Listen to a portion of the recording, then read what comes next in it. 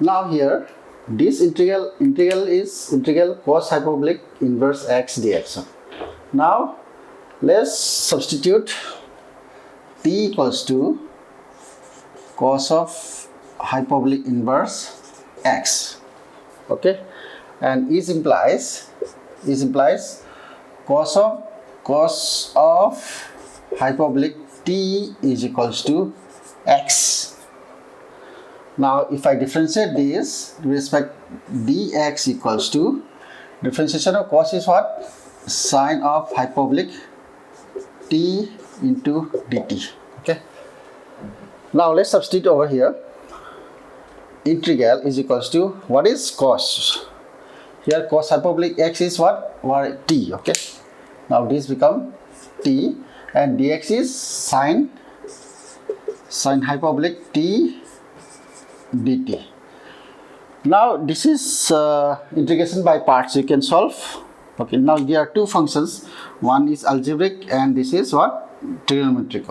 There are two functions you can use either by integration by parts, okay, or DI rule. Okay. DI rule is somehow shorter as well as easy. What is the differentiation and integration? Okay. Now differentiation, let's take this t, because if you differentiate 2-3 times you will get 0 over here. Okay.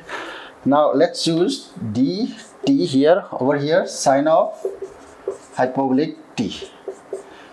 Now differentiation of t is what? Respect to t is 1. Again if you differentiate constant with respect to t is become a 0.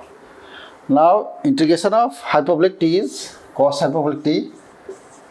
Okay, here again if you integrate this becomes sin hyperbolic t. Since it is hyperbolic, all are plus. Okay. Now here again you have to make your plus minus keep on going with this rule. Okay, here you have to multiply this into this and this into this. Okay, here 0 into anything is 0.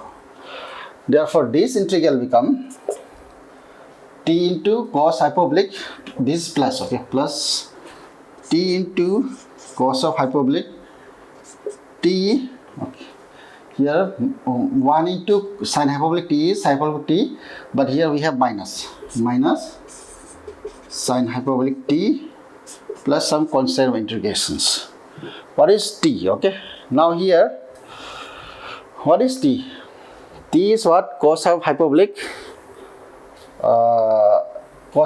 x, cos hyperbolic inverse x. Now here what we have is here x equals to cos hyperbolic t. Okay, and t is what? T is cos hyperbolic inverse x. So therefore we have to convert all t into x. Okay. Now here t is what? T is cos hyperbolic x. This is for t. Okay, and then cos hyperbolic t is what? Cos hyperbolic t is become x. Now sin hyperbolic t. Okay, now from cos hyperbolic t you have to find sin hyperbolic t. We have this relation cos hyperbolic square minus sin hyperbolic square equals to 1. Okay, from here what is this? You need to find sine, right? So this is same as cos hyperbolic square x minus 1 equals to sin hyperbolic square x. Cos hyperbolic square is what? You can see, you can write over here. This is t, this is t, this is t, this is t. Okay. Now cos hyperbolic square, this become what? X square minus 1 equals to sin hyperbolic square t. Okay. Therefore sine of hyperbolic t equals to square root of x square minus 1. Okay. Therefore this is same as square root of x square minus 1 plus c. Okay. This is required answer.